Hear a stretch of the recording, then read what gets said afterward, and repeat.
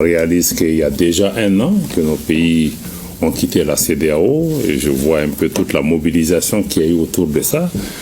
Je peux dire sans risque de me tromper que nos pays, le Burkina Faso, le Mali et le Niger, restent debout, restent dignes, restent résilients, mais aussi nos populations restent confiantes en leur avenir, avancent avec détermination pour la réalisation de leur pleine souveraineté, parce que nos chefs d'État, ce qu'ils ont fait, c'est de reprendre en main les destinées de notre pays et aussi empêcher quiconque d'utiliser notre appartenance à une organisation.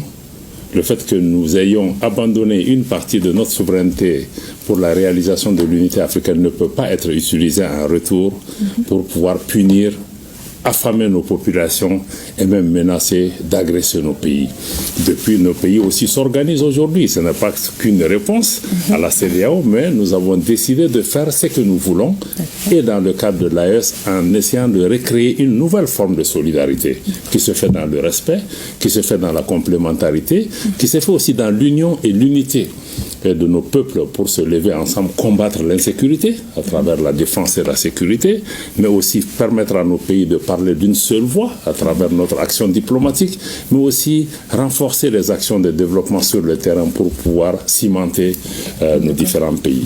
Donc c'est vraiment le message. Nous restons debout, nous avançons et nous regardons l'avenir avec beaucoup d'espoir, avec le sentiment que nous nous sommes réappropriés nos pays et nos destins, et c'est ce qui est le plus important. Notre histoire sera désormais écrite par nous-mêmes et pas par d'autres. Ok. Alors, Monsieur le ministre, vous venez de participer à une rencontre avec vos homologues à Ouagadougou sur les relations entre l'AES et la CEDEAO. Quelles sont les principales issues de cette rencontre? Bon, vous savez, cette rencontre de Ouagadougou n'est pas une première. Vous savez, depuis la mise en place de la Confédération des États du Sahel, vous savez, la diplomatie constitue un des piliers importants. Nous avons des échanges réguliers et toute l'année, nous avons travaillé sur un certain nombre de questions. Maintenant, la rencontre de Ouagadougou avait pour objectif essentiel, prenant acte aussi des évolutions qu'il y a eu dans notre région et du fait que ça fait un an que nous sommes sortis de la CEDEAO et que nous essayons nous-mêmes d'aller dans la direction que nous avons choisie, c'était de pouvoir finaliser l'approche qui a été adoptée entre nos trois pays par rapport à la gestion de nos rapports avec la CEDEAO, mais d'entité à entité. C'est-à-dire que comment l'AES va établir ses relations avec la CEDEAO. Et dans ce contexte, vous savez qu'on a perdu près de 11 mois après notre sortie. La CEDEAO n'avait pas réalisé, n'avait même pas pris au sérieux notre sortie. Et je pense qu'il y a eu des tentatives plus ou moins heureuses ou malheureuses de pouvoir nous faire revenir. Et tout ça, ça nous a fait perdre du temps pour finalement réaliser de leur côté que notre décision était définitive. Et à partir de cet instant, le 13 janvier, nous avons reçu un courrier de la commission de la CEDEAO proposant des discussions. Nos pays n'ont jamais été fermés. D'ailleurs, sous la direction de nos chefs d'État, le président Goïta du Mali, le président Traoré du Burkina et le président Tchani du Niger, il a été convenu d'accepter cette main tendue et d'aborder la discussion collectivement en tant que Confédération des États du Sahel avec la CEDEAO pour pouvoir nous mettre d'accord sur les arrangements à mettre en place pour une coexistence pacifique des deux organisations, mais surtout travailler à la préservation des intérêts de nos populations. Donc c'était vraiment l'objectif essentiel de la réunion de Ouagadougou, de vraiment pouvoir aller dans une approche collective des échanges pour parvenir à un accord. D'accord. Alors, vous avez tantôt parlé de tentatives pour vous faire revenir. Est-ce que vous avez envisagé des négociations à ce stade? Si oui, concrètement, sur quel volet? Madame, il faut réaliser d'abord que nos pays sont sortis de la CEDEAO le 28 janvier 2024. Je le répète, le 28 janvier 2024, il y a un an. Donc pour nous, toute discussion ne peut porter que sur la suite de notre retrait par rapport à ça. Donc maintenant, vous savez, c'est une organisation qui a été bâtie quand même sur plusieurs décennies. Il y a plusieurs accords, arrangements qui ont été mis en place. Donc c'est nécessaire quelqu'un a parlé, je pense que j'écoutais le Premier ministre tout à l'heure, il parlait en tant que porte-parole du gouvernement, il a parlé de certains, ou bien c'est le journaliste qui a parlé de divorce. Même dans le cadre d'un divorce, tout ne se règle pas en un jour. Je crois qu'il y a la garde des enfants, il y a beaucoup de choses. Donc, ce sont ces discussions que nous devons avoir pour pouvoir avoir des accords nécessaires. Moi, je crois à partir du moment où ils viennent maintenant pour pouvoir discuter des suites données à notre retrait et que nous-mêmes nous sommes dans la disposition de discuter pour faire avancer les intérêts de nos populations, je reste confiant que nous allons trouver les terrains d'entente nécessaires qui puissent préserver la stabilité et la quiétude, la stabilité de la région, mais aussi la quiétude de nos populations. D'accord, Monsieur le ministre. Nous allons suivre ce reportage à présent.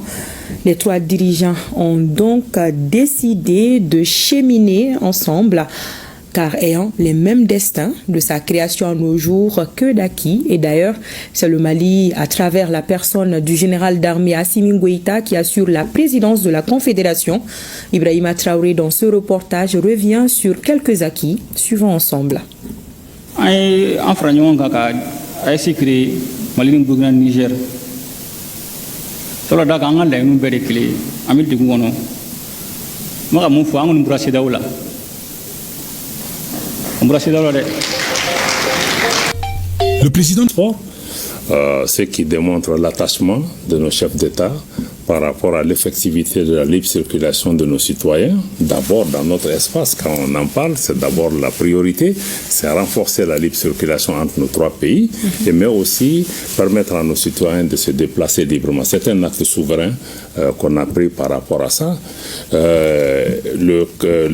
mois de décembre, le 14, vous avez vu, le collège des chefs d'État de l'Alliance a adopté une déclaration dans laquelle nous indiquons que l'AES est un espace sans visa pour les ressortissants des pays membres de la CEDEAO, pour montrer encore une fois que pour nous, nos populations AES comme hors AES, c'est le même peuple. Donc, à renforcer leur identité, ils peuvent continuer à se sentir chez nous et qu'ils n'auront pas besoin de visa par rapport à cela.